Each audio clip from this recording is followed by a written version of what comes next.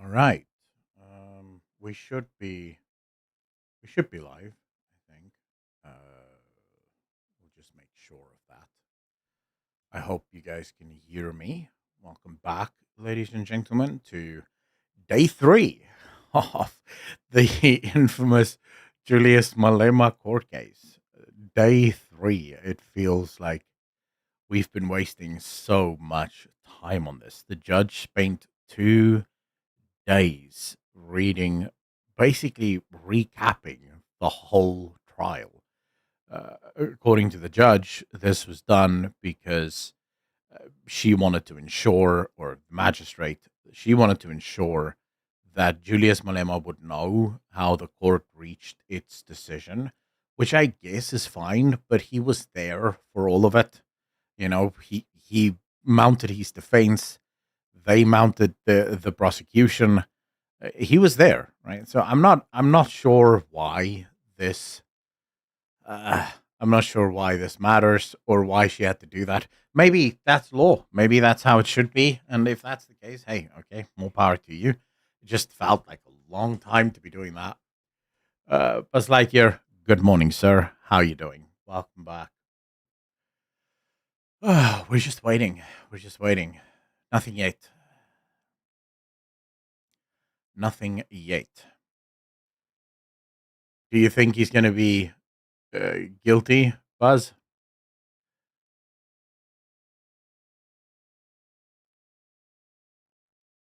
It feels like every single day is just a new train wreck here in South Africa. Oh yeah, I have no complaints, Buzz. I mean, it's a good day. Hopefully it's a day that Julius Malema finally faces judgment and justice for, well, who he is, which would obviously be really good. I don't think that anything's going to happen, if I'm honest. Uh, that might just be my tainted view of South Africa. But when's the last time any politician has actually faced justice in this country? I can't remember. And I don't think anyone else can either, because more often than not, if you're a politician in South Africa, you're guaranteed not facing judgment, right? There's guaranteed not anything happening to you. You don't have to worry about anything. It's just, it's a free for all in this country. I was just covering Nati Twetwa's passing, or shall we say, swan dive off the top of the Regal Hotel, Regency Hotel, I think, in Paris. Uh, that's just how it works in this country. This man was so involved in Jacob Zuma stuff, so involved in looting and state capture. And then he just gets moved to ambassador. And if you know anything about the South African ambassadors, it is a disgrace. We had the files that Emma Powell revealed, but then also Insider spoke. Even when we had an ambassador for America with Rahul Rasidi, or whatever the hell his name was, even he never showed up to anything. Like the point of an ambassador is to actually be an ambassador for your country. So they're supposed to go out and speak to foreign dignitaries, foreign delegates, try to figure out, potential contacts for trade deals and all the rest of it. And our ambassadors do none of that. It is effectively a holiday. If you have a falling out with the ANC and the ANC no longer trusts you, you're no longer on the inside track, they'll just move you quietly to be an ambassador somewhere, and hope that the world forgets about you. And then the Matlanga Commission comes up, and Mkwanazi says, "Oi, this Nati Mtwetwa, he sort of was involved in a lot of this stuff as well." And suddenly he just falls. Like, first, what's he doing at that hotel? He doesn't have to be at that hotel. He has the ambassador's residence. There's no need for him to be in a hotel in Paris. But then he just dives off the 22nd floor. Hell no. Hell no. That's nonsense. It's obvious nonsense. We're waiting for it to start, guys. It has not started yet, as you can see here. It's literally just this. The courts, I guess, in South Africa also follow their own rules, and it's sort of whatever, which is sad. But since nothing else in this country works and nothing is ever on time, I suppose it's fitting that our justice system also is never on time and never actually gets anything done. How are you guys, by the way? How's your day been? It's the 1st of October. Is it October? It is October, right? 1st of October. Dude, this year flew by. I was literally sitting and thinking about it yesterday, and I was just like, dude, where has this year gone? It's insane. Somnium, how you doing? I don't know. It feels like it was January yesterday, and now we're already heading towards December at a rapid pace. And the Christmas decorations are about to go up, right? Because it's October. So in a few, I would say in maybe like 15 days, the Christmas decorations are coming out. And I just continuously think, what the hell happened to the year? I already saw a Christmas ad before this video. Oh, man. There we go. All right. So Christmas is already here. Oh, dude. I don't know if it's age or if it's just that so much. Because as you age, obviously time goes by faster. But it also feels as if there's just so much that's been happening in our world. Not just locally, although locally a lot has happened. There used to be a time where you'd maybe be able to talk about something happening in South Africa once a week. Maybe once a month. There'd be something of note happening. And nowadays it's like every day there's something huge happening in South Africa. Because it's either some kind of corruption scandal, something or the other, right? And then you have the international stuff that's happening, which is just as insane. Maybe that's it. There's no more time to be bored. You never just sit and do nothing for a couple of days. So it is nuts. How's work going, guys? Because I'm assuming a lot of you are at work watching this now. Or at least waiting for it to happen.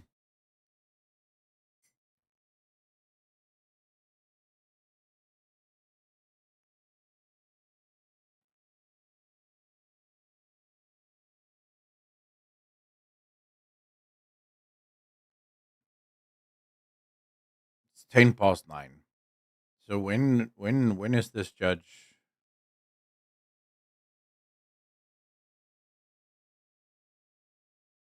Christine, how are you doing? Thanks for covering this, Stephen. You are most welcome, Christine.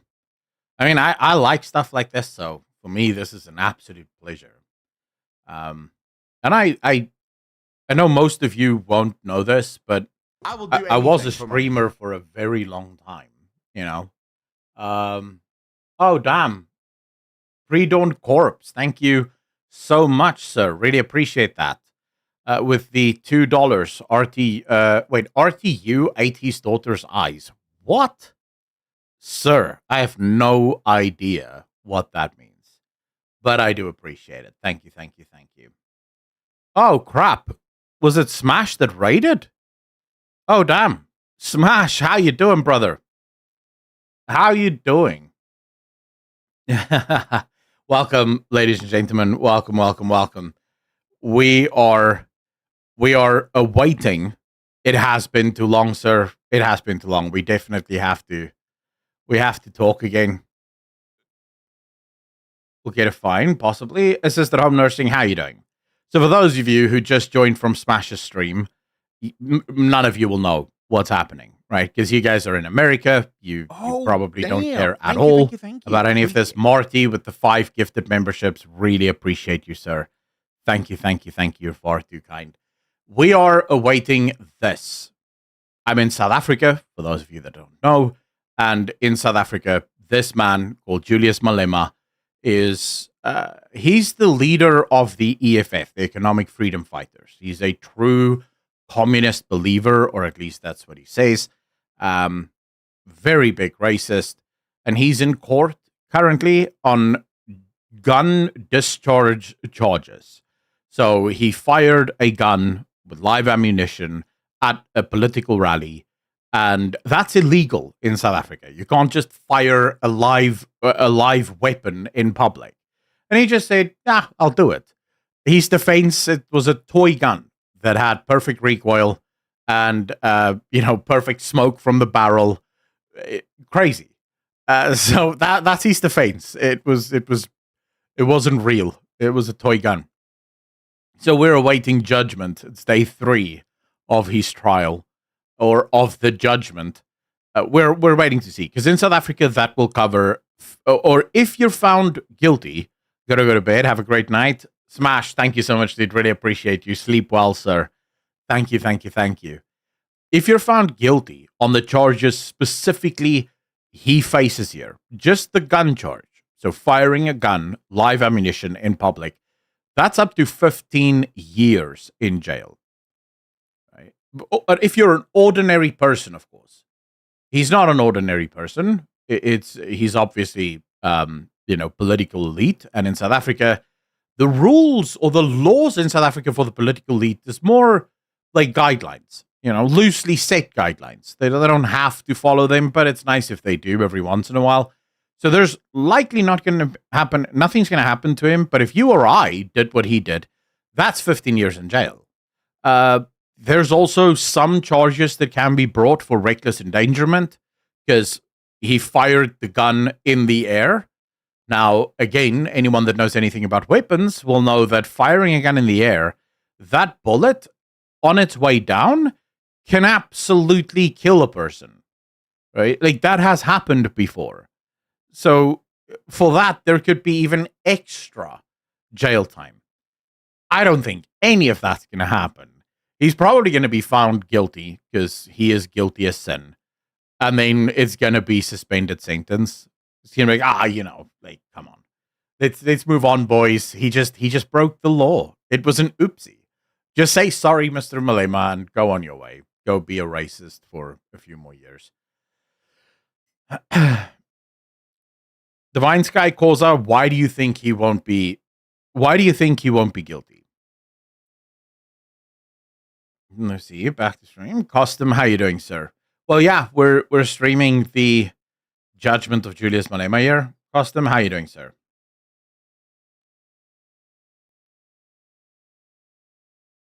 I think we're not too far from each other, and hubby and I would love to invite you over for a braai.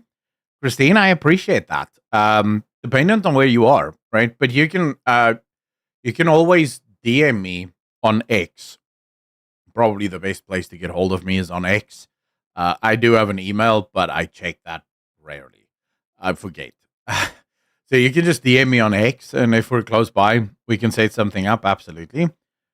I'm nosy, so I'm down to find out. Hey, bro. The one thing I can tell you about South Africa, our political system is an absolute clown show. It's great fun. It's great fun. Like, the amount of stuff that people get away with in this country. I know sometimes the Americans complain that, our system is so corrupt. You have seen nothing yet. Absolutely nothing. He's a member of parliament in SA, basically a congressman. The Grey Hour, how you doing? As is ours in the UK. Van Tadega. So I've been watching a lot of stuff about the UK. I've been following the UK economic system very specifically, because, well, the problem with South Africa is we're so heavily reliant on Europe, UK, America, and things that happen there will absolutely have an impact on us. So I kind of have to follow all of the politics there. I think South Africa has a lot of trouble just in general with Europe. The rise of conservative, I don't even want to say conservative, because Europeans are not conservative, but the rise of right-wing politics in Europe, I think it's going to be very bad for South Africa in the near term, because the right wing in Europe has no interest putting up with the communists in South Africa. So should the AfD, for example, or the AfD, as the Germans say, should the AfD come to power in Germany or get a large enough chunk that they can form a coalition, Germany will absolutely push the European Union to stop any and all money to South Africa, because all of the right-wing parties in Europe, including in France, which now has a massive surge of right-wing populism, and populism isn't bad, just FYI, but right-wing populism, none of those parties care about looking outside. They want to look into their own countries because there's problems in their own countries. So it's going to be the same as what President Trump is doing in America, which is America first. So you're going to get Germany first. You're going to get France first. You're probably going to see a complete dissolution of things like NATO. You're probably going to see not necessarily a dissolution of the EU, but certainly the EU is going to lose a lot of its power should parties like the AfD come to power. So that's interesting. When it comes to the UK, I don't see a future for the UK. Not without a civil war. I think the UK is so far gone. I think that your politicians, both the Tories and Labour, have sold you out for the last 2, maybe 3 decades. And over that time, the landscape of Britain has changed so much that I don't see how there's a way back.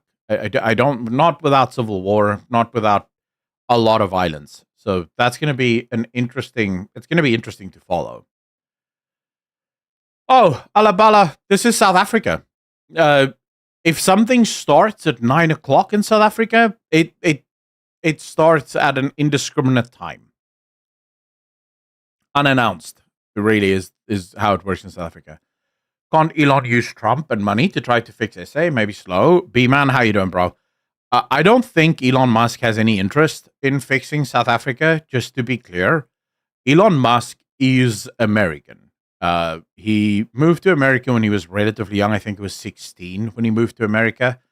And I don't think he cares, right? I think from his perspective, the only reason he would want to fix South Africa is business. You know, he would like to do business here, and the ANC is a very bad government for business. But outside of that, I genuinely don't think he gives a crap. And I mean, do you blame him? He lives in America. America has given him a great life. So clearly, all of his interests is American, right? It's not South African. So yeah, I don't think so. But I don't think he needs Trump. We need a lot of money here in South Africa, specifically money going towards the formation, as I said yesterday, of conservative movements. We need a conservative college or university movement here in South Africa, and for that you need money. We need a conservative political party, and for that you need money. Here's where things get tricky. If you take money from the Americans or from Europe, your movement is immediately tainted in the eyes of a lot of South Africans who will think you are now beholden to the Americans and the Europeans. So you're no longer putting South Africa first, you're putting the Americans and the Europeans first. So that cuts off any potential funding that you may get. For example, one of the reasons China money is okay because a lot of people don't understand how China operates. So at least our education system makes China out to be a great country. So China money is okay.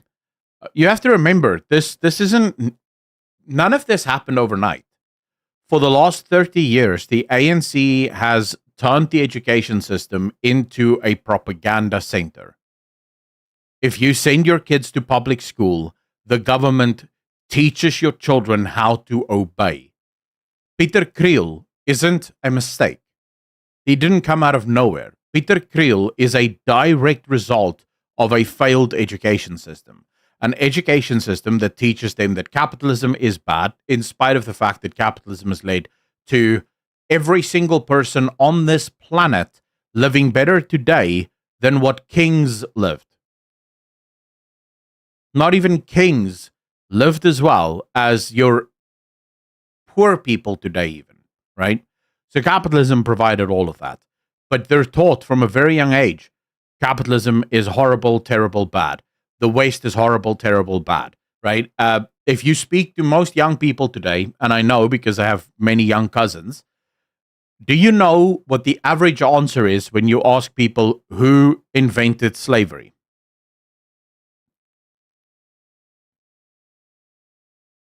They'll tell you America did, or the West, more broadly. It was invented by the white people. Never mind the fact that it literally wasn't. Quite literally wasn't. The Europeans came to Africa and discovered the Arabic slave trade. The Arabs were taking slaves from the Black Continent long before the Europeans even discovered Africa, or at least Central Africa. So the Europeans just took over from that. Also evil, just to be clear, doesn't make it right, but the Europeans certainly didn't invent slavery. You have slavery in Korea, Japan, China. They had nothing to do with white people. They had their own slaves. You have in Africa itself, African tribes taking slaves from other African tribes, right? In Arabia, you have a ton of slavery. I would actually say that Arabic slavery was a lot more evil than Western slavery. Because guess what the Arabs did to their slaves? Take a guess. Anyone? Anyone want to guess what happened to a slave who arrived in the Middle East? Literally the day of his arrival, his or hers.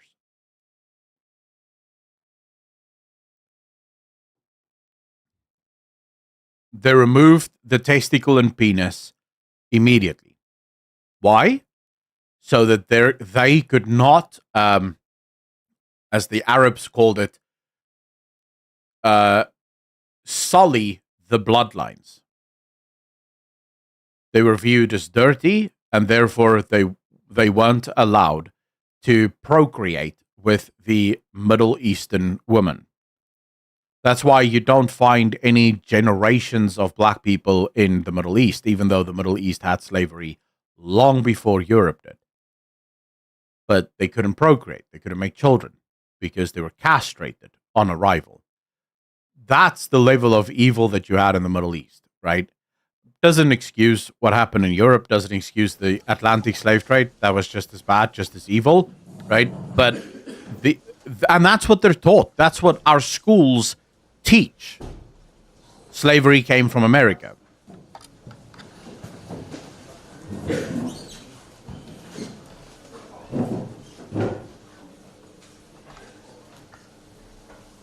Here we go, boys.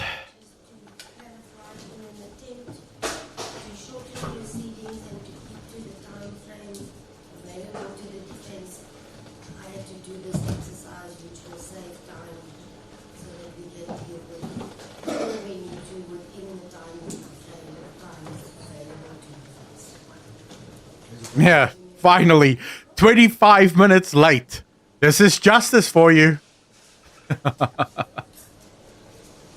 Case number original code 44620B, State versus Julius Malema, Gerardo Snema. The date is the 1st of October 2025. The parties is the same as yesterday, with the presiding officer, Mr. Steve Olivier, Public Prosecutor Advocate J. Caesar, Defense Advocate L. Hodes, SC on behalf of accused number 1, Advocate S. Matthews on behalf of accused number 2, interpreters Ms. Murray, Clark, Ms. Mukameli. This matter was set down. Well, to be fair, you would too, B-Man. I'm almost convinced. All cell phones be switched off or on silent before the judgment continues. I'm almost convinced that she's probably already been threatened.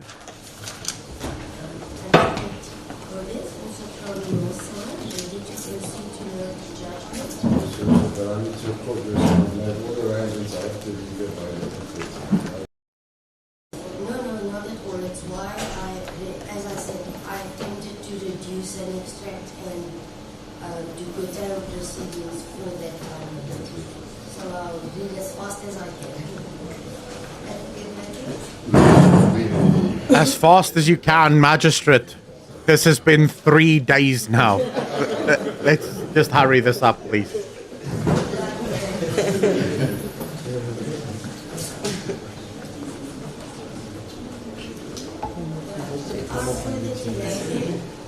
The court will now deal, as I stated yesterday, with the heads of argument presented by Advocate Caesar.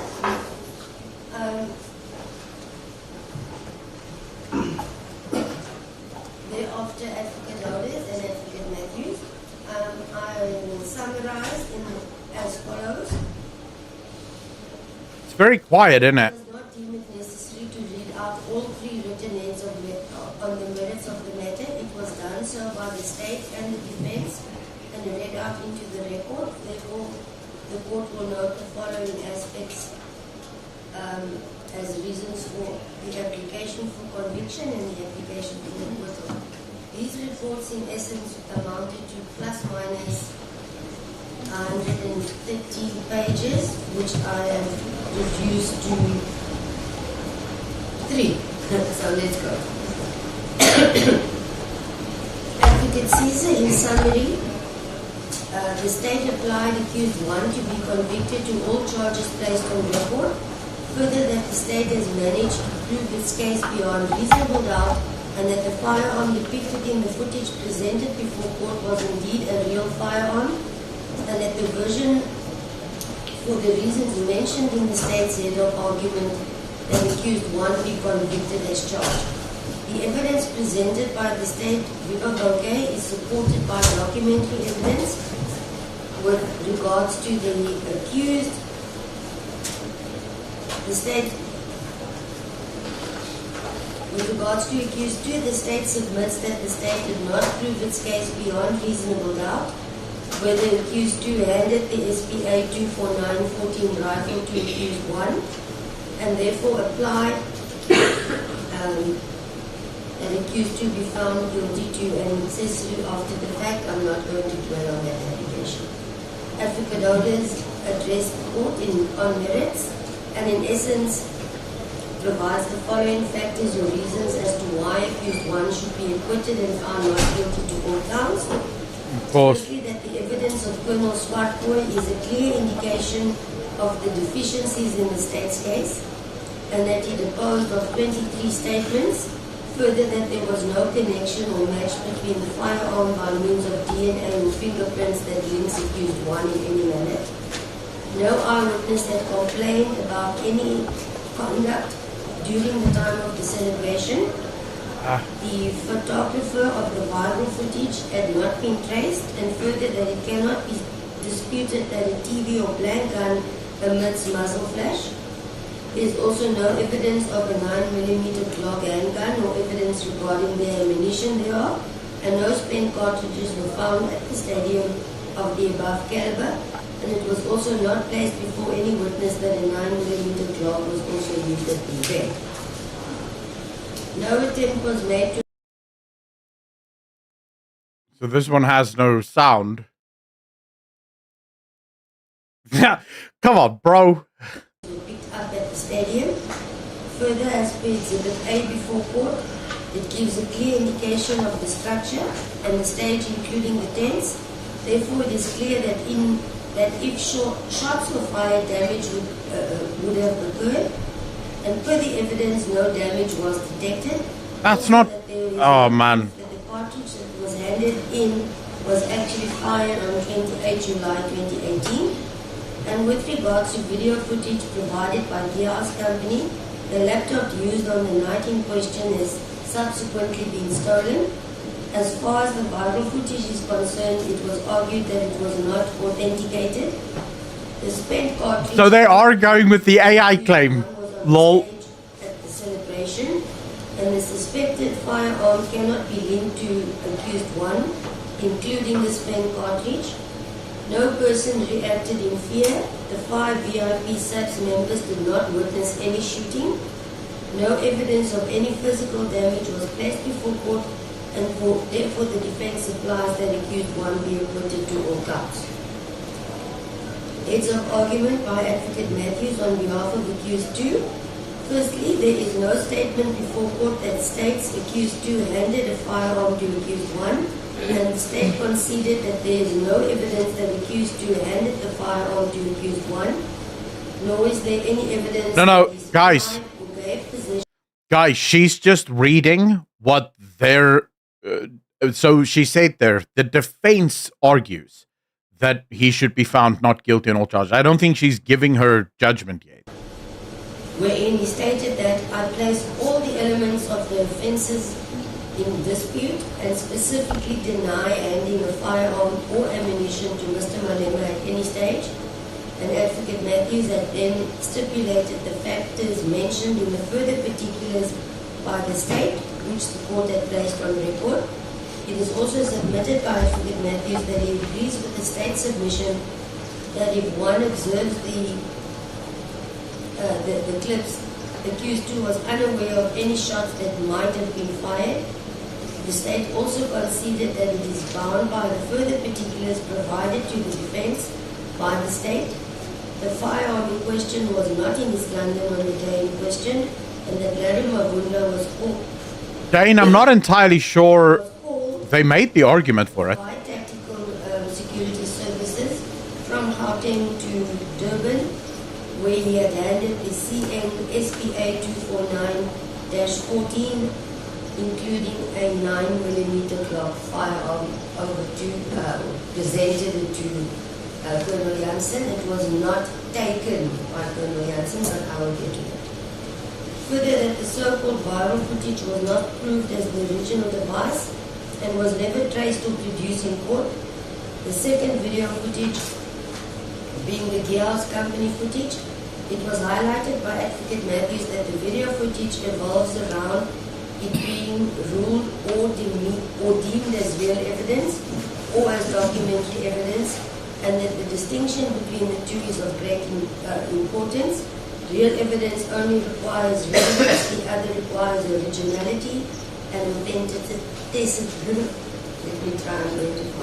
authenticity before it may be ruled as admissible. In essence, that there is no evidence before court that accused 2 committed any of the alleged offences, and read in the light of the state's concession in this regard, apply that accused 2 be acquitted to all counts. I'm not going to deal with the address regarding the application for a necessary alternate. Okay, so she's just read the defense's arguments. I think she's going to go to the prosecution. Now, as it is obliged to do so, deal with the law applicable in any matter, not just the matter before court, that any court must consider and place on the record the law and what is required of the court to do in arriving at a just decision. It is well known in a criminal matter that the burden rests on the state to prove the guilt of an accused beyond reasonable doubt, no more and no less. This is clearly stated in State v. Jackson, 1998, 1 SACR 470, Supreme Court of Appeal Act 476. It is further required that a court must consider all the evidence, and I'm saying all the evidence, hence it took 2 days to place all the evidence on record, to arrive at the factual basis determined by evaluating all the probative material admitted during the course of the trial. The case law stated in Stellenbosch Farmers Winery Group Limited versus Mattel ET and others 2003 1 SA 11 Supreme Court of Appeal decision is clearly outlined and thereafter followed by numerous decisions up to date.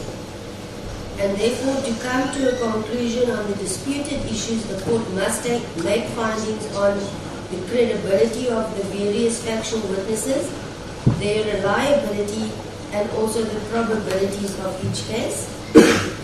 Findings regarding credibility of a witness, namely the veracity of the witness demeanor, in the view of the court, not as important whilst in the witness box. any bias, latent and blatant, and internal contradiction in his evidence, it further requires an analysis and evaluation of the probabilities or improbability Man, this is, they're building suspense. of the disputed issues. Once having done so, the court is required to determine whether the party burdened with the onus of proof has succeeded in discharging it.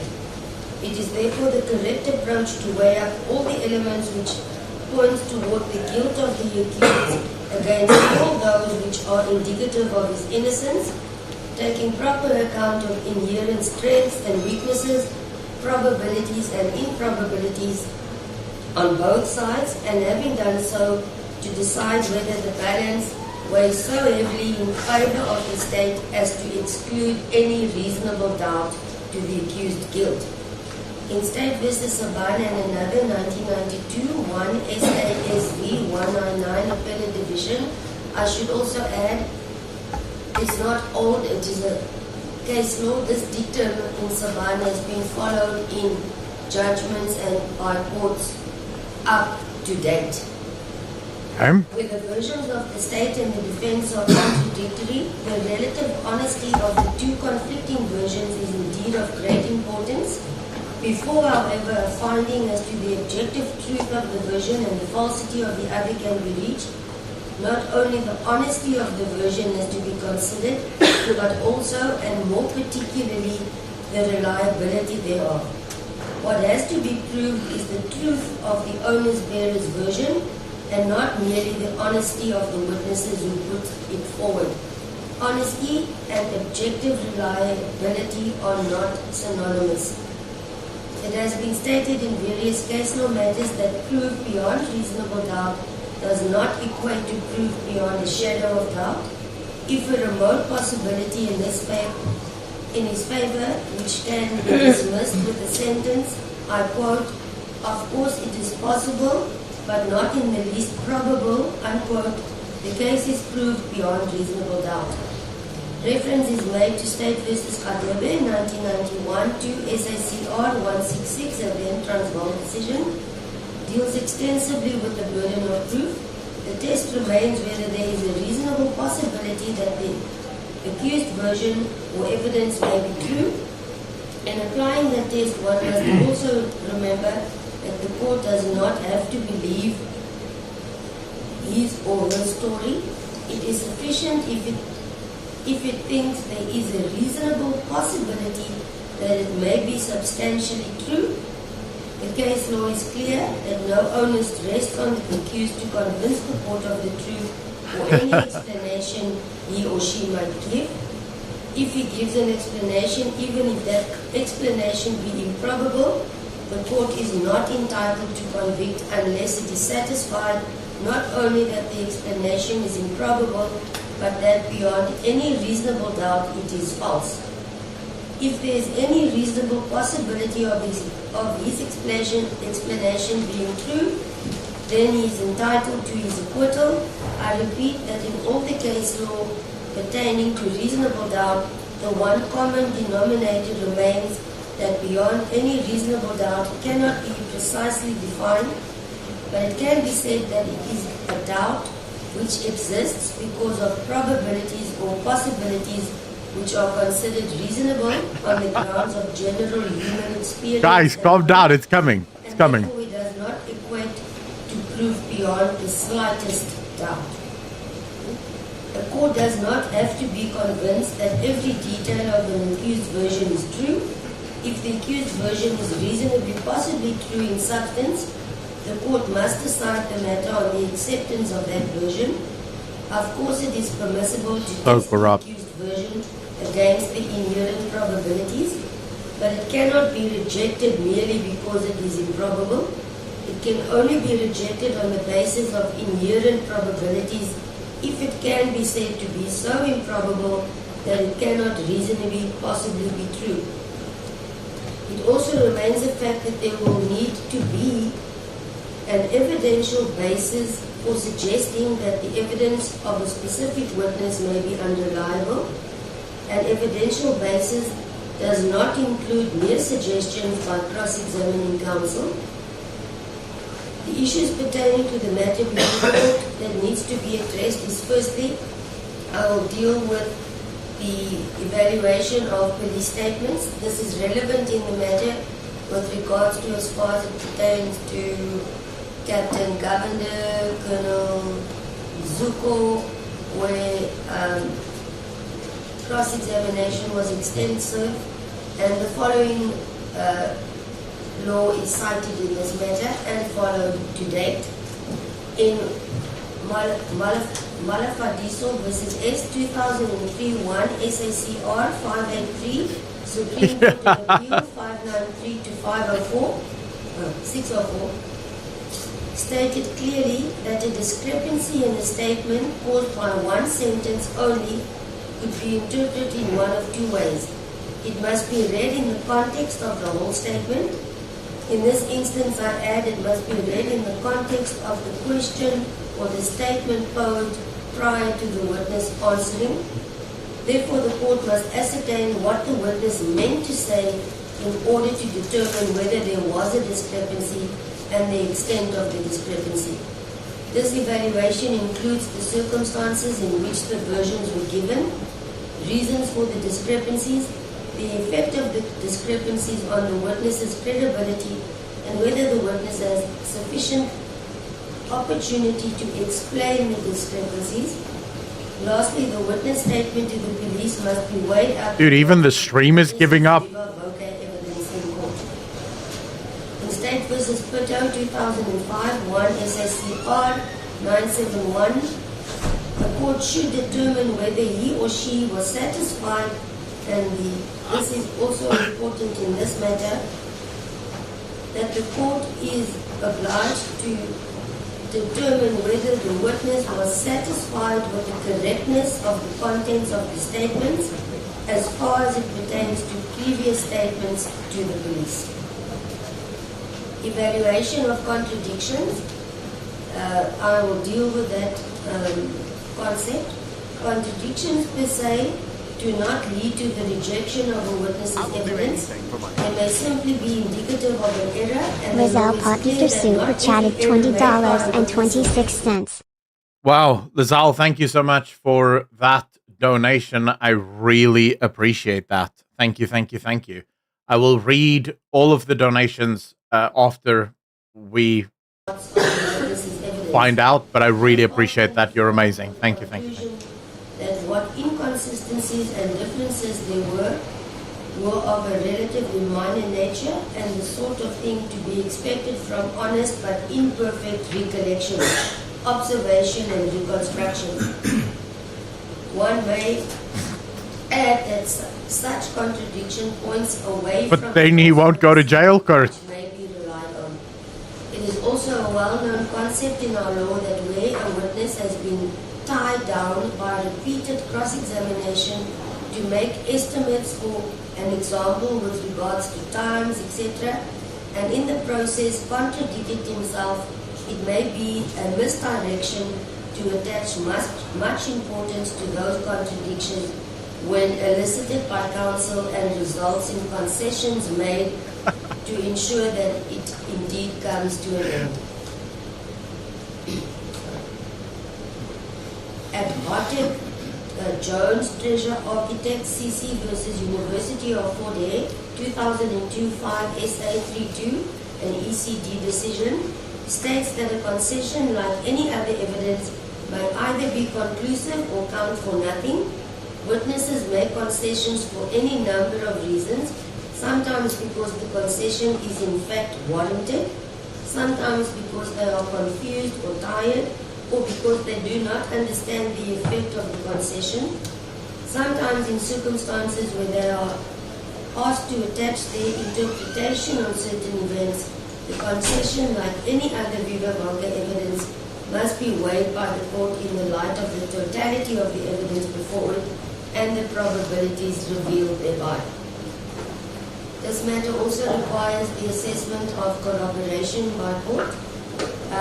The leading case law, in my view, still remains State versus Gentle, 2005, 1 SACR 420 SCA decision at 430. It must be emphasized that by corroboration, it refers to other evidence which supports the evidence of the complainant and which renders the evidence of the accused person less probable on the issues in dispute. What is required is credible evidence which renders the state's version more likely and the accused version less likely. In State v. Van Aswegen 2001-2 SACR 92 SCA Decision 101 D-E, the following approach was cited and adopted in State v. Van der Meyden 1991. Is she being paid by the minute? Like, what's happening here? SACR 447 at W, close bracket. The proper test is that an accused is bound to be convicted if the evidence establishes his guilt beyond reasonable doubt, and the logical corollary is that he must be acquitted if it is reasonably possible that he might be innocent. The process of reasoning which is appropriate to the application of that test in any particular case will depend on the nature of the evidence which the court has before it. What must be borne in mind, however, is that the conclusion which is reached must account for all the evidence. Some of the evidence may be found to be false, some might be found to be unreliable, some might be found to be only possibly false or unreliable, but none of it may simply be ignored. In this regard, also see State v. Crossberg 2018 SACR 317 Supreme Court of Appeal at 157. It has been stressed in various case law that the importance of the principle that evidence must be assessed holistically is also noted by this court. The matter also warrants reference to State v. Traynor 2003-1 SACR 35 SCA Decision paragraph 9. A conspectus of all the evidence is required. Evidence that is reliable should be weighed alongside such evidence as may be found to be false. Independently verifiable evidence, if any, should be weighed to see if it supports any of the evidence tendered. In considering whether evidence is reliable, the quality of that evidence must of necessity be evaluated, as must be corroborated. It must be therefore corroborated evidence, if any. Evidence, of course, must be evaluated against the onus on any particular issue or in respect of the case in its entirety. Thank you, Magda. It should also be noted that the high standard of proof universally required in civilized systems of criminal justice. What have you guys been saying? Is a component of the fundamental right that every person enjoys under the Constitution to a fair trial. Pretty equal, actually. It is an inevitable consequence of living in a society in which the freedom and the dignity of individuals are properly protected and also respected. Therefore, convictions based on suspicion It's gonna be let go, Doug. is not permitted. The court also needs to mention the chain of custody, being the document of activities, or explained as being the document of activities performed on digital evidence by recording its control, transfer, analysis, and disposition during criminal cases. It is crucial to maintain a complete chain of custody report to ensure that evidence is not compromised at any point from the time of collection to its court presentation. It shows who has collected and accessed digital evidence when the evidence was transferred. Typically, a chain of custody report must include the following information to maintain a detailed log of activities performed on digital evidence: the name of the investigator or police officer who collected the evidence, the time and date when the changes have been done in the evidence, description of evidence, relevant serial numbers or case numbers, activities performed on the evidence such as evidence has been uploaded and viewed. There is no need to say that digital evidence is a key element in solving criminal matters. In order to prove the guilt of an individual or not, Prosecutors must therefore justify that the evidence presented in the court is as original as collected at the crime scene. Therefore, the chain of custody is more important than digital evidence itself, as it proves the integrity of evidence in court. What is required is a detailed log of activities performed on each evidence file through a comprehensive chain of custody report. A further aspect that the court needs to place on record pertains to the evaluation of expert witness testimony, and I emphasize the requirements. The court must be of the opinion that the person is an expert and competent to testify as an expert. The expert testimony must comply with three basic requirements: the basis for the expertise and the expert's qualifications, experience and expertise, and specifically knowledge must be put before the court. The basis for the opinion and reasons for the opinion must be put before court, which was used or which was based on the facts in the case. The opinion of an expert must not displace that of the court. The prime function of an expert is to guide the court to a correct decision on questions. What the hell is going on now? It is also when they conduct inquiries or perform tests, in this instance being ballistic fingerprints and this is much DNA. better.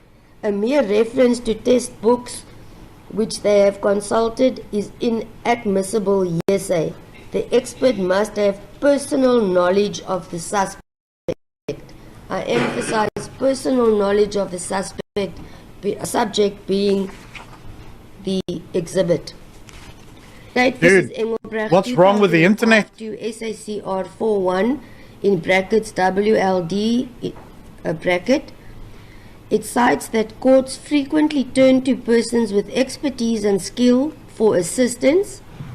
The relevant principles applicable to the admissibility of opinion evidence by experts have been set out in numerous authorities. Firstly, the matter in respect of which the witness is called to give evidence should call for specialized skill and knowledge. Secondly, the witness must be a person with experience or skill to render him or her an expert in a particular subject. And thirdly, the guidance offered to the expert should be sufficiently relevant to the matter in issue to be determined by court. Fourthly, the expertise of a witness should not be elevated to such heights that the court as to replace the court's own capabilities and responsibilities. And fifthly, the opinion offered to the court must be proved by admissible evidence, either facts within the personal knowledge of the expert or on the basis of facts proven by others. The sixth one being the opinion of such a witness must not usurp the function of the court. The evidential value of the expert's testimony will depend on the expertise of the expert with reference to qualifications, experience, knowledge of the subject, as well as the reliability of the evidence, including corroboration of the evidence. The opinion should be accurate, impartial, and objective. The court should therefore evaluate whether the witness is in fact an expert in the field and whether the expert's opinion is based on sound reasons, which is based on the facts presented before court, including accuracy and reliability of Is she paid per word? Objectivity and impartiality. Further, whether the court's factual findings in the case supports the expert's opinion. Again, accuracy of opinion and to the extent to which the expert's evidence is undisputed and or corroborated by factual findings, thereby the reliability of the opinion. And further, whether the opinion is objective, impartial, and safe to rely on. Just a minute.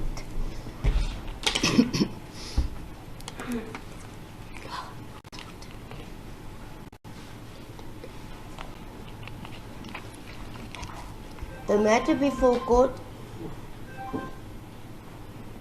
even if it's the media. Oh no, I was going to say the media, if it's them, they must leave now. You took responsibility, so I'll leave it at that. I honestly don't know how this thing can go. I wouldn't know. As stated, in the matter before court, a discussion pertaining to circumstantial evidence is required. The difference between direct and circumstantial evidence is important. Various case law states that circumstantial evidence is not necessarily weaker than direct evidence. In some instances, it may even be of more value than direct evidence. Inferences are drawn from circumstantial evidence. Just quickly want to say, Pew, I have now removed 3 of your comments for containing the K word. If you continue to use the word, I will just ban you from the channel. Right? I'm perfectly happy with people exercising their free speech, but there's no need for that. You're not gaining anything. You're not doing anything of any value. You're not adding any value to the conversation. So either leave and go watch somewhere else where that word is accepted, or I will just ban you if you continue to use the word. This approach can also be put differently. The state must satisfy the court not that each separate item of evidence is inconsistent with the innocence of the accused, but only that the evidence taken as a whole is beyond reasonable doubt inconsistent with such innocence. And now I know citation of the following matter always elicits questions. The well-known dictum in R versus Blom, 1939 AD 188, has been cited with approval since then in all case law pertaining to circumstantial evidence up to date and remains the I'll explain principle after, or the Pap basis Koning. of the evaluation of circumstantial evidence.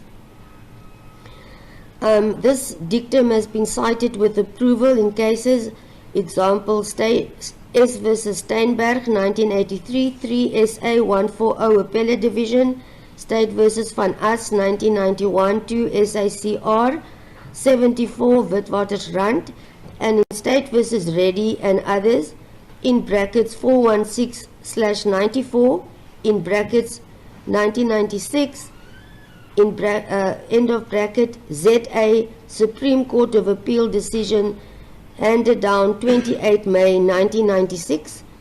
The court will now deal with the evaluation of circumstantial evidence, including the cardinal rules pertaining thereto.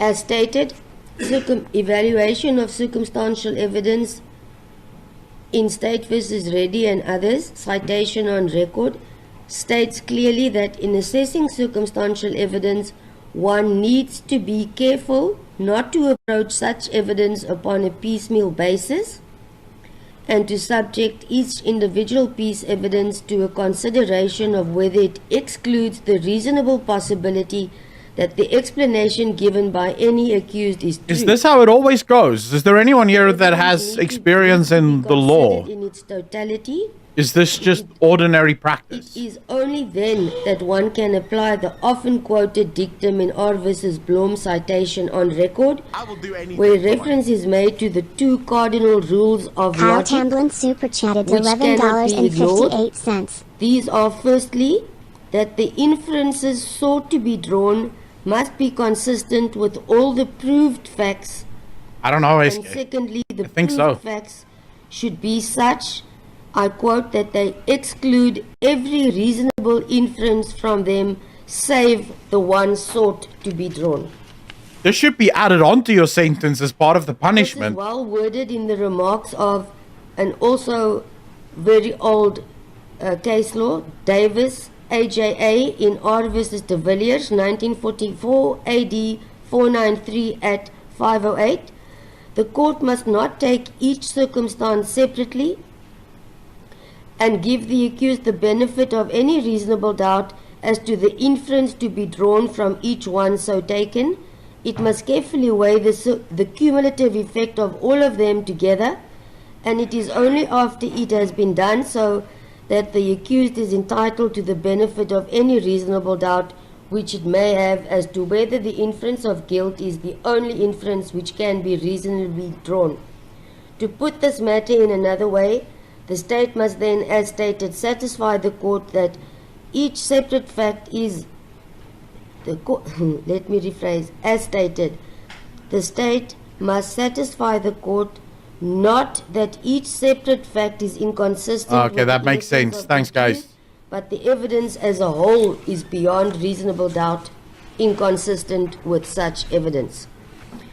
A number of circumstances, each individually very slight, may so tally with and confirm each other as to leave no room for doubt True.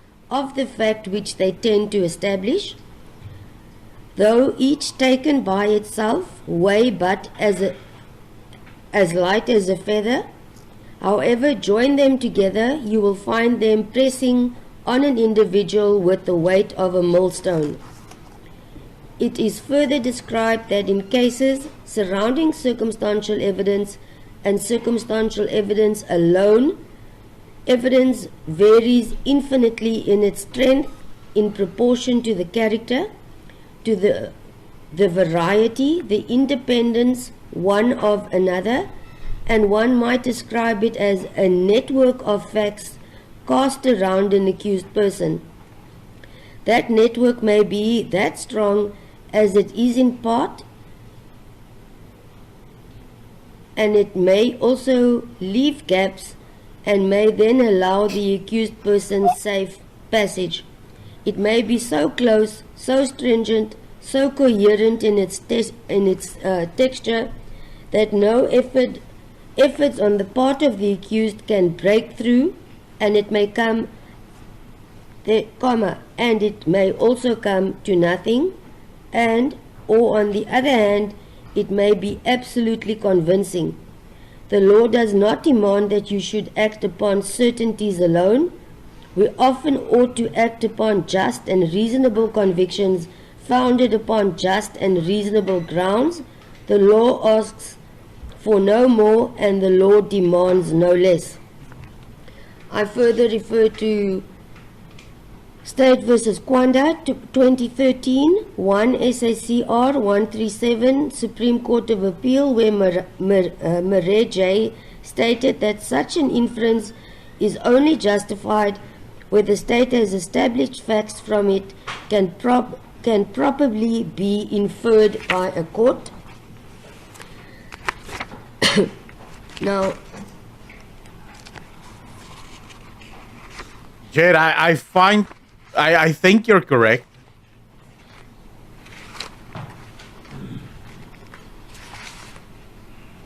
I think she's trying to ensure that should an appeal come, in the instance, she's covered as everything. I stated in an attempt to summarize the facts in dispute, it basically comes down to whether accused one fired a real firearm on the day in question and whether such firearm was provided to him by accused two. To an certain extent, also whether Colonel Mngwadleka correctly linked the cartridge found to the firearm CN SPA 24914. The chain Going to evidence pee, I'll be right regarding back. the gearhouse footage, since the laptop used on the said evening had been stolen, and whether the state proved the authenticity of the now known called viral footage, and whether the CN SPA 24914 was in East London on the said date, and it all amounts to whether the firearm in effect was fired on the night in question was a real gun or a toy gun. That in essence is the pertinent question that this court needs to answer to today. The common cause facts in a summary form is that it is common cause that the EFF hosted an event being their 5th birthday celebrations at Sisa Dukashe Stadium, Tanzania, East London on 28 July 2018. Mr. Malema and Mr. Snyman were both present during the event. The event was recorded by Gearhouse Company. At some point during the celebrations, Mr. Malema fired shots in the air, be it with a real or toy gun. Therefore, the court is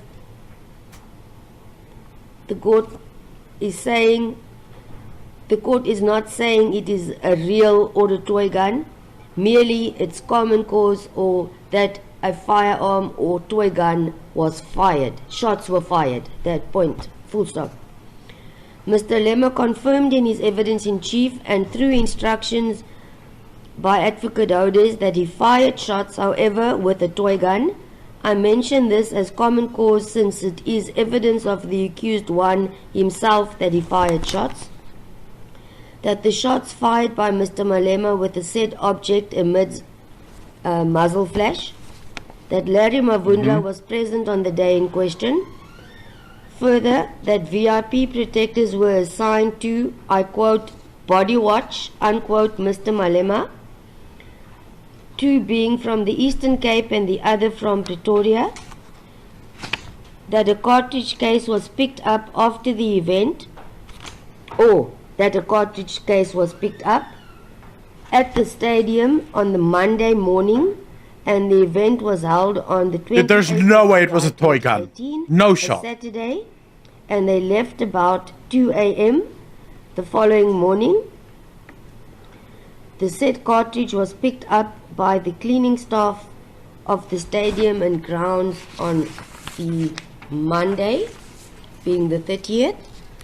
The tactical security company was registered and that one, Mr. Mduli, was the responsible person at the time, however, was ill and in hospital at the time of the event. All firearms were dispatched in batches by accused 2 for ballistic testing. All firearms were returned to the above-mentioned company. That an audit of the registers of tactical security was inspected, which commenced on Friday, the 3rd of August 2018, and continued on the Monday, 6th August 2018. At that stage, where SAPS was about to leave, Mr. Larry Mavundla arrived with 2 firearms, a 9mm Glock handgun, and a rifle, SPA 249-14, and it is said by the defense saying that the firearms was called in to be provided to SAPS for ballistic examination. Further, all registers of the company was in order and all firearms, be it handguns or rifles, were accounted for. I must emphasize when I say accounted for, it is indeed accounted for in the register as inspected by Colonel Janssen in the KZN office, indicating the amount of rifles being booked out and the reference made of the 2 that was returned. I hope you understand the way I am stating this. Lady, no one understands what you're saying. Therefore, the ones who were booked out, save for the 2 presented, I accept it was booked out per the register, but that was not returned on the same time, at the same time. Further, at the stage where SAPS was about, okay, I've stated that, sorry. As per Exhibit L, statements by Warrant Officer Small being a confirmation that Tactical Security Services was found to be compliant with all requirements in respect of all 221 firearms and ammunition. The premises was also found to be in compliance of legislation as to how and where firearms and ammunition should be kept. Accused 1 and 2 are known to one another since 2008. Mr. Malema uses the services of tactical security for his personal protection. Now the court will venture on the following. Let's go. Judgment time. Is it? Much No? has been said regarding the viral clip, the viral footage being clip 3. I want to deal with the clip as follows, and that is what facts remain proved on record should the court not include the viral footage. 1. that the event stipulated on record occurred on the date, time and place mentioned on record. The footage is not needed in that regard. That Mr. Malema is on the stage and fires an object which resembles a gun or rifle in the air and it emits muzzle flash. That Mr. Snyman was present on stage. The 5 statements placed on record by the defense for accused 1. A cartridge was picked up on the grounds of the said stadium and handed to the supervisor, who in turn handed it to Captain Swart, who sealed the cartridge in an exhibit bag. All state witnesses called, being the employees of Gear's company, remains facts on record, and that they recorded the event. That after checking the recording on the laptop, it was downloaded on a hard drive, and also further checking that it has indeed audio. Thereafter, the laptop is cleared for further events and the hard drive is kept intact. An inspection was done by SAPS of the premises of Tactical Security Services and all registers were corresponding. The CN-SPA 24914 is the property of Tactical Security Services. The said firearm was booked out according to the registers of Tactical Security to Mr. Larry Mavundla. Mr. Mavundla was in East London and attended the event, and he was also said to be on stage. Therefore, it is also without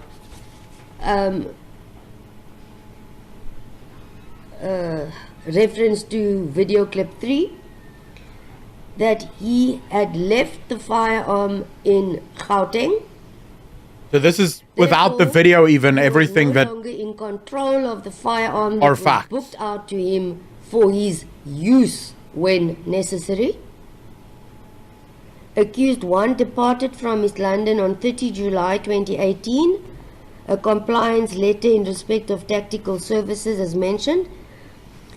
Therefore, in essence, all of the above facts remain without needing the viral footage to support these facts. Further, all firearms checked by the ballistic unit as per batches received and returned remains unchanged. That a toy or movie gun may emit muzzle flash.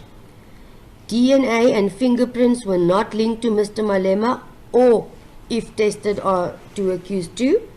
Therefore, again, the only aspect to be determined is whether the rifle fired by Mr. Malema was a real firearm or not. And the court is of the view that the viral footage is not needed to enable the court to arrive at a finding in this regard. As a side remark, it should be noted that the very same viral video footage was used by the defense to indicate certain factors they wanted to be placed on record, and in the same breath, the court is asked to rule that the viral video footage is inadmissible based on the fact that the originator of the said footage was not traced and called as a witness. Therefore, even though the court ruled the said footage as real evidence, as it is relevant, but it should be excluded as it was not authenticated. This leaves the question as to why the defense relied on the footage during their cross-examination of the state witnesses to emphasize certain factors or facts, and it was also used by the defense during the presentation of the defense case in respect of accused 1.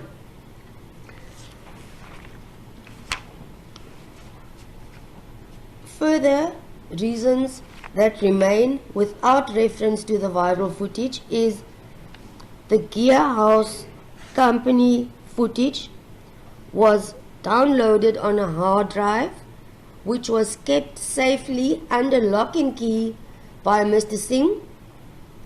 He was the only key holder of the said safe, and it was only unlocked when the officer from ballistic unit arrived. The procedure thereafter as to the downloading by the various individuals placed on record as per facts was confirmed in evidence that it is indeed the recording recorded by Gear House. and that the snippets that was viewed regarding clip 1 and 2 was indeed part of the recording that was recorded. I will admit and mention the gearhouse footage is not as visible as the viral footage. But in this regard, therefore, the gearhouse footage is ruled as real evidence. It is relevant. But can the gearhouse evidence corroborate the viral clip? With regards to the viral footage, I've stated the facts which the court will rely on without giving any real regard to the viral footage, and no further finding is required regarding the said footage. Oh, so it is accepted into law. Okay, so the court accepts the footage as being authenticated, I guess, if I heard it correctly. She's paid by the word count, guys, so she says a lot of words. Please bear with me. As I said, I tried to summarize all in a less quantity. Okay. Therefore, the court will now reach findings regarding the credibility and probability findings by the court in respect of the state and the state case. Firstly, the state witness that testified before court are found, based on the evidence placed on record yesterday and the day before, to be credible, reliable, and truthful. Ooh. And the court cannot find any bias, prejudice, or any motive in the evidence of any of the state witness to indicate otherwise. Whoa, okay. Mention needs to be made with regards to the evidence of Colonel Mgwadleka. Safe to say that he was a brilliant witness and had left no stone unturned. He had dotted every T and dotted every I. Crossed every T, but never mind. He had not made any mistake as far as the custody chain or the handling of the exhibits or the serial numbers contained. The court finds him, and all the above then, as stated, credible, reliable, and truthful. However, the evidence of Colonel Mgwadleka during his testimony was checked in the working case file which the defense had insight of.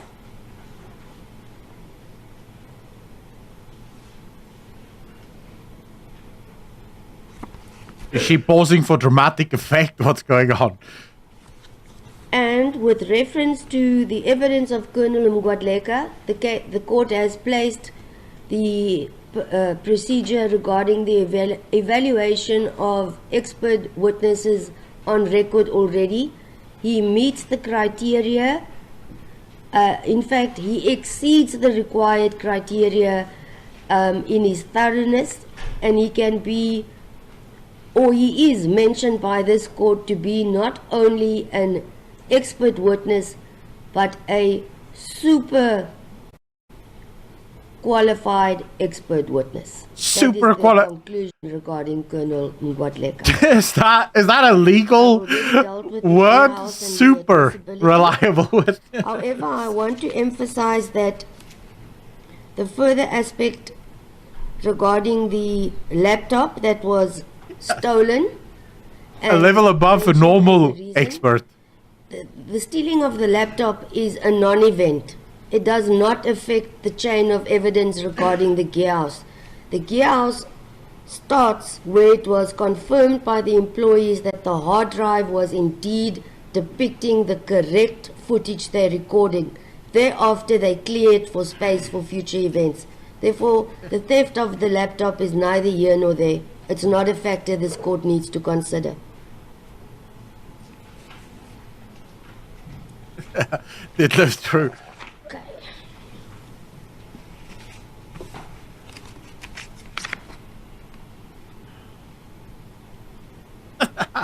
Luca, you're probably not wrong. Come on, just say guilty or not. Like, that's all we need to hear.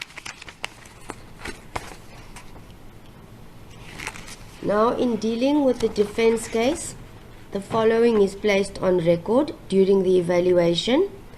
The evidence of Mr. Hood is noted and greatly appreciated by this court, including his extensive knowledge with regards to the provisions of Act 60 of 2000, and it is so acknowledged by court. With regards to Mr. de Klerk, as per the cited requirements already placed on record in the evaluation of expert evidence, and specifically with regards to, I emphasize, the personal knowledge of the subject stroke exhibit, he did not examine the cartridge or the said SPA 24914. Further, he had examined all the other firearms and rifles which are not relevant to this case. Therefore, it is noted, and that is the only finding I can make on those tests conducted. Okay.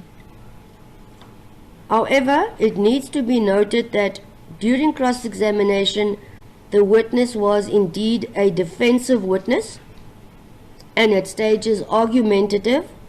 His evidence mostly relates as to, and then he continues stating, if I can put it more clearly, the report deals with the evidence and how it relates as to what the microscopic examination entails or should entail, and all exhibits thereafter is not relevant to the case. He states, in the matter before court, the witness testified that he used his mere eye or a magnifying glass. Therefore, he also mentioned the second ballistic expert present in court. I must highlight this was a second expert was not called, so it is merely with regards to cross-examination regarding the two ballistic defense witnesses present in court is a non-event. It is disregarded as a mere statement placed during cross-examination. On evaluation of the evidence of Mr. de Klerk, the mere eye or magnifying glass can never stand or be accepted in the light of the ballistic expert witness, Colonel Mngwadleka. It falls short and can only be noted as mediocre. However, I do not imply that he is not an expert in his field, but highlight the fact that also he did not receive peer review, and at times his answers in cross-examination was extremely sarcastic, and what comes to mind was on being questioned regarding the amount of cases finalized by or examined by Colonel Mngwadleka compared to his response was, I quote from memory, good for him, consider the years of his service at SAPS, and then you compare it to my years of service at SAPS. And in event, the witness left the services of SAPS approximately 30 years ago. Wow, this is Malema's witness that she's dealing with now. The evidence and the defense case on behalf of accused two. She's not having it. Positive findings is made in respect of the Exhibit M. With regards to accused one, on evaluation, it was evident that the only aspect to be decided on was whether he fired a real or toy gun. The said firearm, toy or real, was indeed handed to him by Mr. Mavundla, and during his evidence he testified that Mr. Mavundla should have been charged. This begs the question, charged for what? Handing you the toy firearm, or then alternatively the SPA 249-14? The answer is nonsensical as to why Larry Mavundla should have been charged. In effect, the further particulars indicate a warning statement was obtained from Larry Mavundla as per A121. And just to elaborate on one aspect, sorry, I need to revert to the defense case on behalf of accused two. Apologies, number one. It also comes to mind that Advocate Matthews had put to the witness that being Colonel Mgwadleka, he had received instructions from the said protecting officer, being Larry Mavundla, that the breech block of CN-SPA 249-14 has not been changed or altered in any manner. Now that statement remains a mere statement. The person on whose instructions Advocate Matthews placed this statement to the witness was not called to substantiate. Therefore, it is a mere statement done in cross-examination. Saying pretty much yes. It also further then begs the question, if he had left the firearm in Gauteng as stated, he cannot make such a version or instruction to Advocate Matthews, because in his version or their version, he had not possession of the firearm during that time. Now, to return to accused number 1, I've dealt with as to why he states Mr. Mavundla should be charged. He also relies on the video footage of clip 3. I mention this as a mere reason that it was part of his evidence, and he identifies Mavundla, who was not called to testify, and identifies Chauke. Now, when read the statement regarding identifying Chauke, read with Chauke's evidence or statement that he was not on the stage or present on the stage, leaves a question mark. During cross-examination, which I've already placed on record the aspects, the evaluation is as follows. Mr. Malema had evaded many questions that had warranted a reply. It became evident that the replies were entertaining, but however, the pertinent questions asked remained unanswered. He further relied on clip 3, and he had then counted 15 shots fired, and thereafter stated he cannot count, he had graduated in woodwork. Further, Wait, as what? to how the cartridge or the SPA 249-14 is linked to him, his reply was it must have been the Holy Spirit, and these type of answers did not do accused one any favors. In essence, when one is questioned in the witness stand and a mere question is asked from you which elicits a response, one would expect that the question will be answered. Therefore, the court needs to deal or to establish whether the version presented by the defense is reasonably possibly true.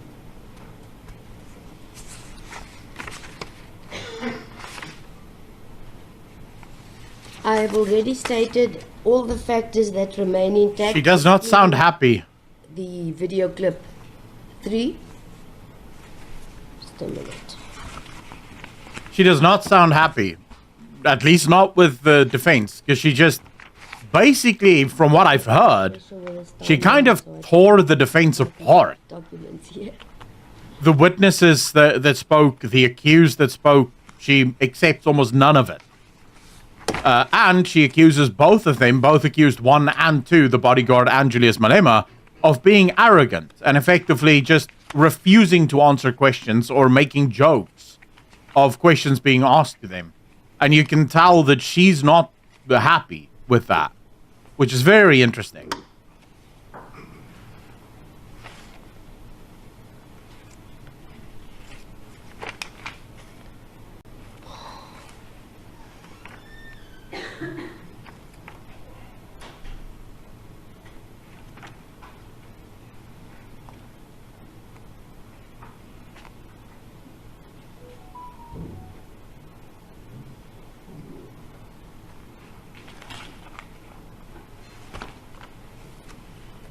Alright, now the court will proceed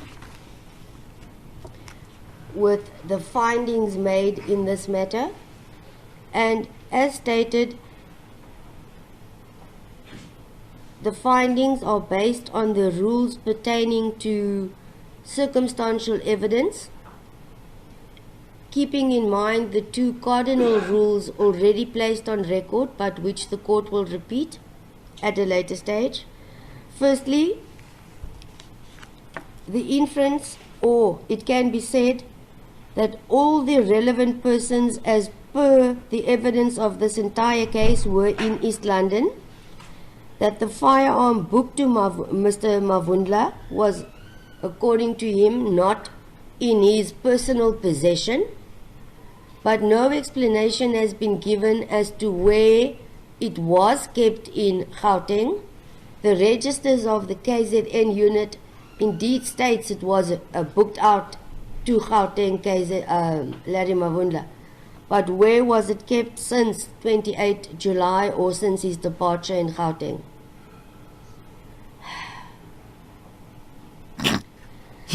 That sigh. Mavundla, through Advocate Matthews, informed him that the breech block was not changed or altered. And now if he left the SP 249 in Gauteng and came to East London, it was not in his personal control as stated. However, the question is seen as a mere question put during cross-exam and remains just that, a statement in cross-exam. Therefore, the person who informed Advocate Matthews of this fact then should have been called, and he is in no position to give such information since it is his version of the defense that the firearm was in Gauteng. Now, as to what happened and where it was kept, no explanation was provided. It begs the question, dealing with circumstantial evidence, that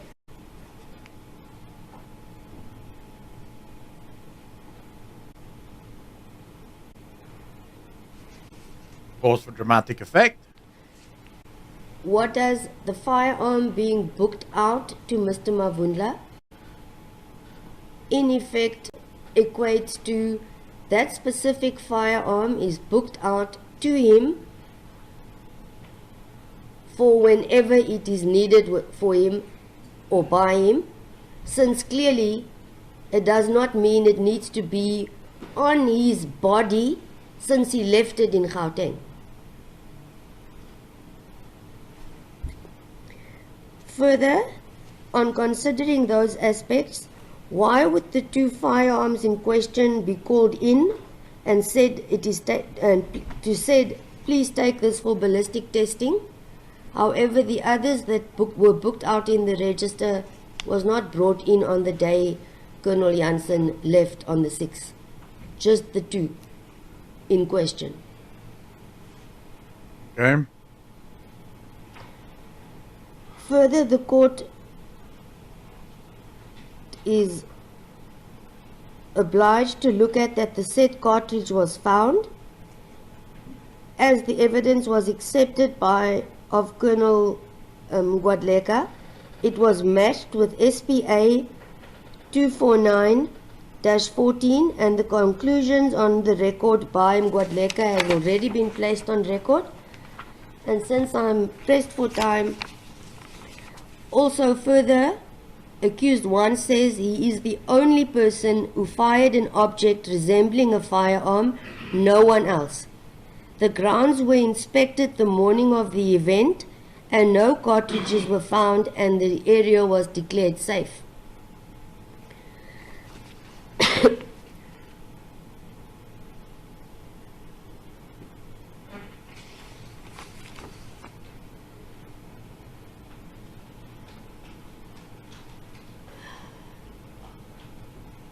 Dennis Beskakis, let's go. Therefore, the two cardinal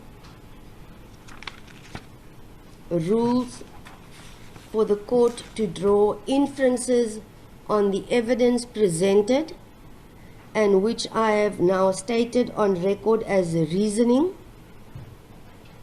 as to the reasons why the court has arrived at its decision.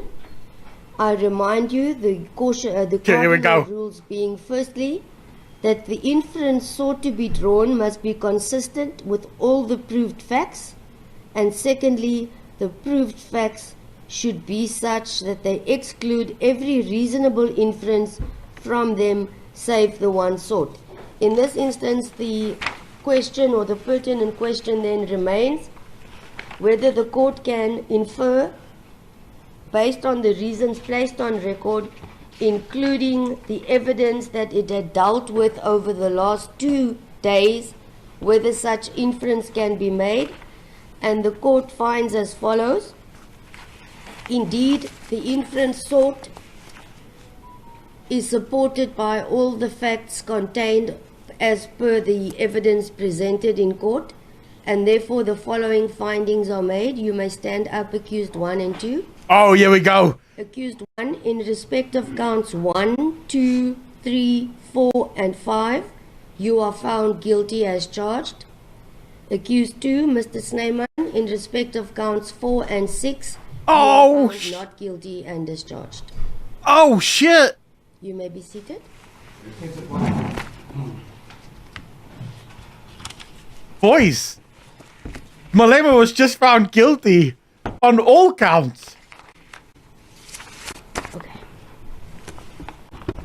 At this point, the court will then just... Is there something you wanted to place on record? Yes, Your Worship, I just want to say accused number 1 is no previous conviction. Same is noted. At this stage, because of the shortage of time, my instructions are to apply for postponement and for the continued release of the accused on warning. He's been on warning since the outset and has always appeared at court. The court has no intention of changing the status of your client, Advocate Otis, so I am completely in agreement with that, and further that it's not possible to deal with the rest of the proceedings today. As Worship is to that. In that regard, Worship, it's our intention to obtain a pre-sentence report, and for that purpose, we need to arrange a date with Your Worship. Okay, so at this point, just so that you may have a word with your client regarding his schedule. Of course, Advocate Matthews, you are now excused from record. I'm going to catch my train. Yes, it will take you about a decade or so. Mr. All right, boys. The good news here is that Julius Malema has just been found guilty on all counts, which, dependent on exactly what the judge is going to do, Something to you. Yeah. Sorry? All right. I think what's going to be interesting there. Just to take instructions regarding Okay, hold up. We'll talk about this in a second. suitable date.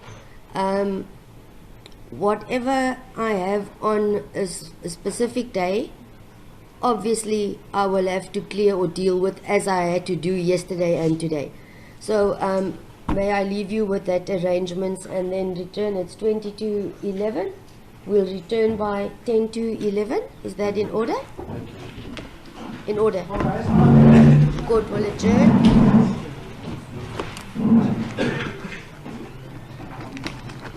All right, so there's not going to be any, there's definitely not going to be, I think, sentencing today. From what I understand, the sentencing will have to wait until another day because they're pressed for time. So, yeah, they sort of made it clear they can't do the sentencing today. And I'm not sure, but I don't think you get... sentencing is very rarely handled on the same day, because from what I understand, the judge will now go away. She'll go sort of weigh all of the options in the case, all of the the relevant legalese in front of her, and then decide, right, if or not an actual sentence is handed down. At least that's what I understand. I've never been in court. I've never been charged with a crime. So, I don't have first-hand knowledge of how courtrooms work, specifically in South Africa. I don't think we're going to get... So, if there is justice, Julius Malema should get at least 5 years in jail. Right? It can be up to 15 years. That's what the actual crime, the sentence for the actual crime. if we're lucky, if there is justice in this country, he'll get at least 5 years. I highly doubt that. He'll probably get a suspended sentence because that's just how it works here in South Africa, right? The fact that he was found guilty on all charges actually blew me away. That's the thing that I did not expect. I genuinely thought that this judge was going to be just going, not guilty. Or maybe find him guilty on some trumped up charge of possession of a gun, which generally doesn't do anything. So yeah, I'm surprised at this. I don't think there's going to be anything extra right now. Guilty materialized into anything? Time will tell, I guess. Ma Baker, that I can't answer, right? There's no way of knowing that.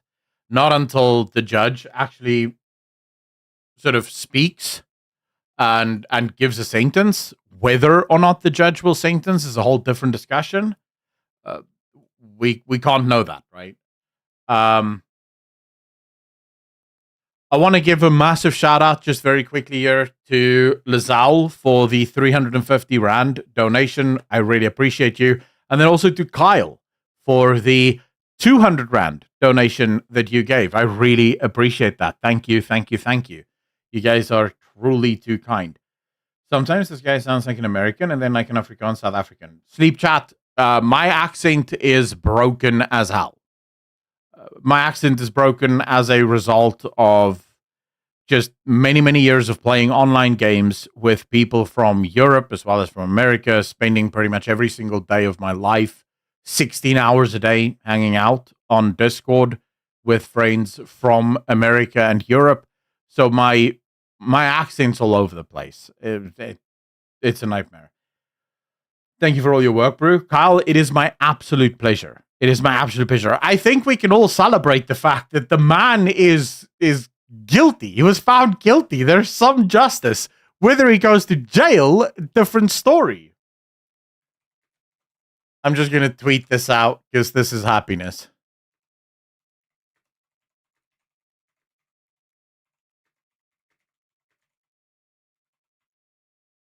I'll let you guys see what I'm busy with here.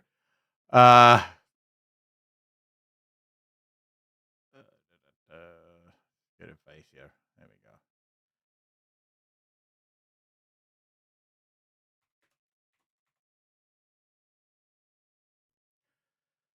I'm on WA now. LBR, you're more than welcome. Maybe the judge was instructed to go this route. His removal will be convenient for Squirrel having to denounce Malema's struggle songs. But Baker, I don't necessarily know. I think Julius Malema has gotten away with so much in our country for such a long time. He should have been in jail a long time ago. Let's just be real. This man has broken the law a lot more times than most people would ever have the opportunity to do. And he's pretty much always gotten off with warnings or just completely found not guilty on all counts. So it's to me at least, it's heartening to see that some justice has been applied. The question now before us is, will he be sentenced for his crimes? My take, thank you so much. I really appreciate that. Some people love my accent and some people don't mind the accent at all. Other people find it grinding, and I can understand why.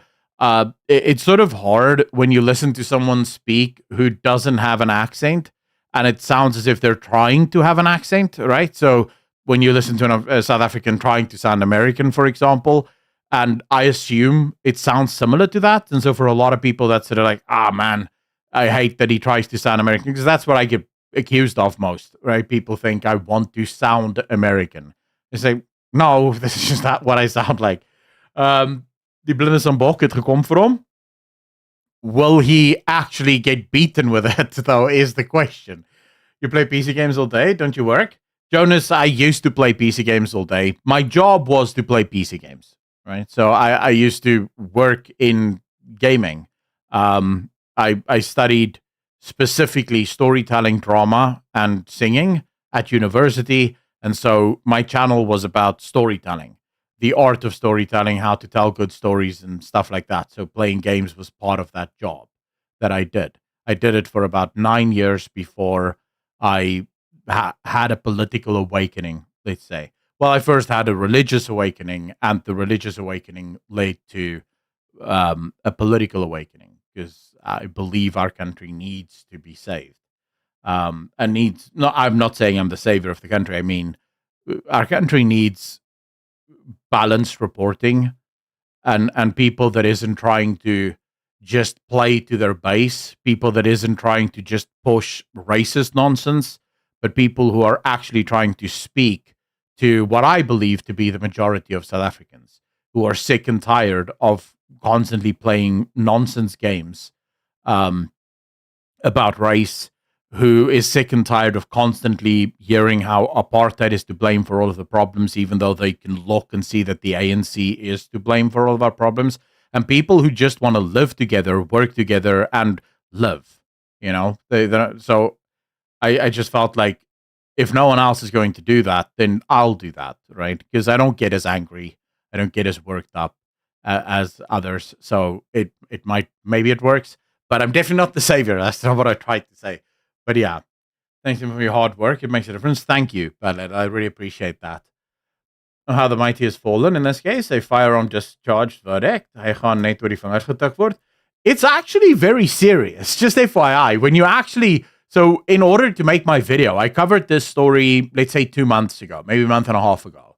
I covered this story. And in the lead up to it, I actually did a lot of research on... And it's a very serious crime in South Africa, discharging a firearm in public.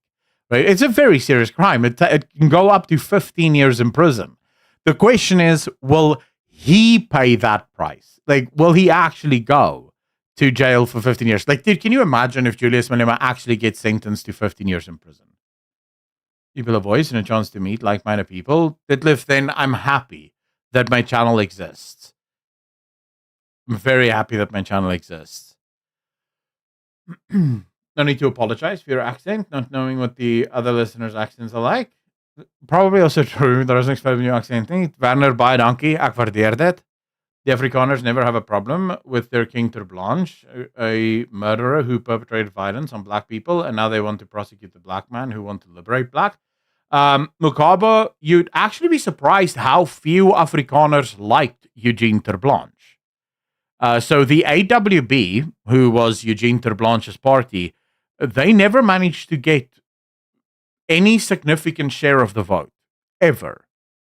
People did not support Eugene Ter Blanche. In fact, when Eugene Ter Blanche was sentenced to jail, most white South Africans celebrated that because Eugene Ter Blanche was a racist. And Julius Malema does not want to liberate you, Mukabu. You see, the biggest problem with South Africa is this mindset that exists amongst black people in South Africa that you need a savior. And every single politician in this country relies on that mindset.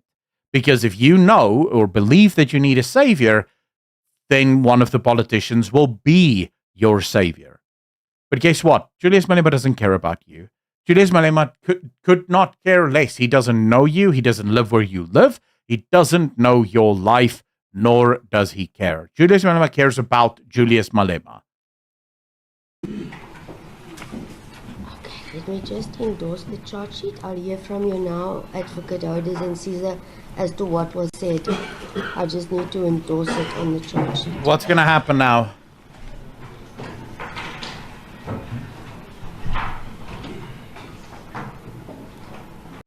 The truth is, I think a lot of black people underestimate just how few white people actually want to bring back apartheid or want to bring back the glory days or whatever, right? For most white people, that's not something they care about at all. They don't want that back. They don't want to go back to that.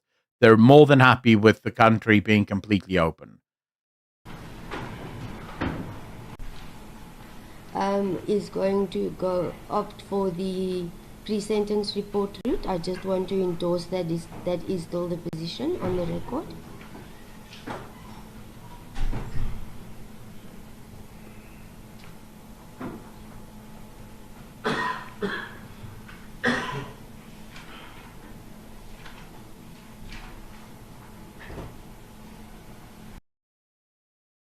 What the hell is going on with their internet now?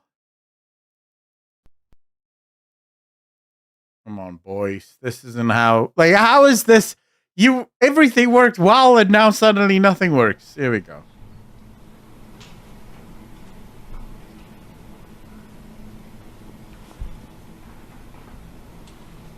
I have endorsed Advocate Caesar.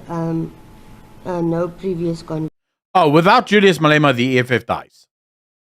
The EFF is a cult of personality party. So if Julius Malema is out, the EFF will literally tear itself apart, fighting for power.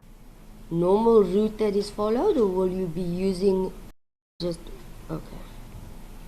The signal's bad, Your Worship, but I've attempted to get hold of Mrs. Emma Thompson, that's report Treasury London, and qualified with an LLP and the degree in social work.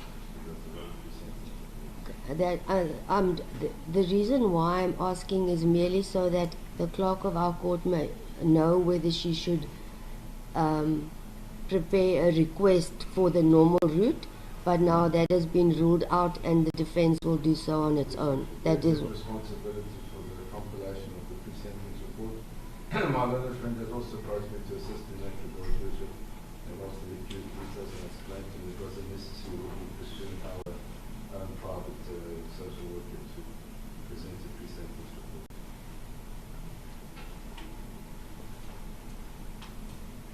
Wonder what are they going to try and do now? Like, is this normal? Why do they think they're probably going to appeal? Although you can only appeal once sentencing has happened, no? Anything else, sorry? To that end, Your Worship, subject to Your Worship's permission, we agreed to the date of Friday the 23rd of January 2026. That would provide sufficient time to compile a report and put to our respective bodies. I don't know what Your Worship. I don't have it with me, but I know January starts quietly because practitioners are still and legal aid is on vacation, but I do have a matter, but I can deal with it and accommodate this matter as I've been doing, so it's not a problem. That's truly appreciated. So they want to. The date suitable for the state advocate, Caesar? So they're going to push sentencing to January. Well, ain't that nice?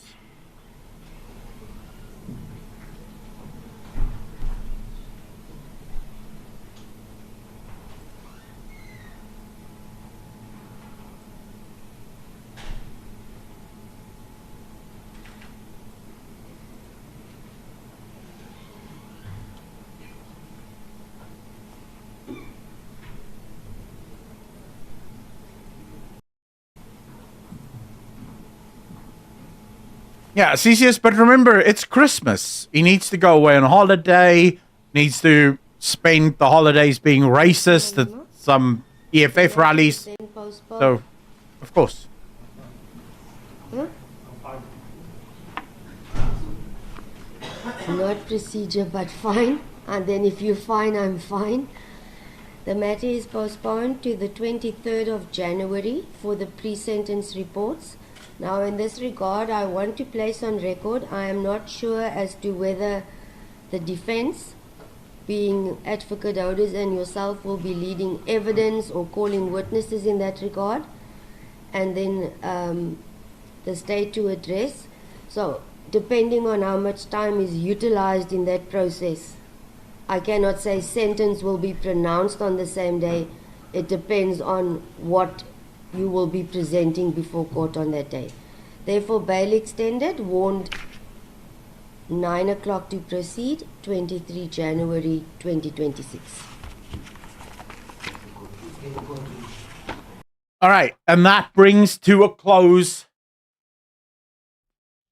the court case. Julius Malema has been found guilty of, well, everything. There's literally not a single thing that the judge said she cares about. If you actually listen to what the judge found, and this is why the judge has spent the last 2 days or 3 days really reading everything throughout the court case, because the judge knows that Julius Malema is going to take this to appeal, and the judge wanted to ensure that there is no angle of appeal. The fact of the matter is that Julius Malema was caught dead to rights. There's a video. There's a muzzle flash. There was a bullet casing picked up, fired from the gun. The person who owns the gun and says that the gun was actually left in Joburg can't give any account to where the gun may have been kept, right? So fundamentally, Julius Malema is dead to rights, right? There's nothing that they can do about it. He's going to fight it because he doesn't want to go to jail. Technically speaking, someone in chat said this actually, but technically speaking, this specific crime, firing a live ammunition in a crowded public space, carries a minimum 5-year sentence and a maximum 15-year sentence. Now, it can be suspended sentence, dependent on how the judge feels, of course, but there is a minimum sentence that you will have to serve. The question is just, what will the judge throw at him? And then, of course, we'll have to wait for appeal, because the appeal court may actually lower that. But that's effectively where we are currently on this. Jim must now behave himself until January. Can you imagine? He's not going to. They must send him to Robben Island. He wants to be a struggle leader. Racists are out there trying to turn Northern Cape into an independent state. Think about who's trying to turn the Northern Cape into an independent state. What? We call him Malema to sing us a song. Look, fundamentally, I think this is it is good, right? It's nice to finally see a vile racist such as Julius Malema be called up on at least some of the criminality and criminal conduct that he has exercised for so long. I'm sorry, but I can't be unbiased in this. I can't pretend like I'm just an innocent sort of bystander to all of this. I don't like Julius Malema. I think Julius Malema is an incredibly dangerous person, and I think the people who should least be supporting him, but who are supporting him, will be the people who suffer as a result of that man. I think if Julius Malema were ever to get into power, black people will be forced to eat their own children in poverty, because he is a communist, he is a looter, and he is a dangerous person. So I don't want to see him as the president. I want to see him behind bars. He is a criminal and he belongs in jail. So yeah, I'm very happy to say he's guilty. And I think that's great, I think that's amazing. So he's guilty, but instead of going to prison, he gets to go on holiday for almost 4 more months. But Adam, that's South Africa for you, right? Here in South Africa, what we have to understand, guys, is there are the rules for the rest of us, and then there are the rules for the political elite. And the political elite don't have many rules. It's more like guidelines. And they can choose whether or not following it is in their best interest or not, So it's not the end of the world when you really think about it. I'm going to go, guys, so that I can make the video on this and post the video for everyone. Thank you so much for joining me. Thank you so much for coming and watching the live stream. I don't know if you guys would like to see more live streams from me. Maybe do a bit more podcasting rather than just do the videos. You can let me know if that's something you guys are interested in. Otherwise, we'll just keep the live streams for stuff like this. More like big moments. It's really up to you guys. I'm okay with either. I really appreciate everyone that donated. Marty, thank you so much for the 5 gifted memberships. Pre-Dawn Corps for the $2. Lizal Potgieter for the 350 rands. I really appreciate you. And then Kyle Tamblin for the 200 rands. I really appreciate you as well. Ladies and gentlemen, as always, be good to each other. Be kind to each other. And I will see all of you in the next one. Peace.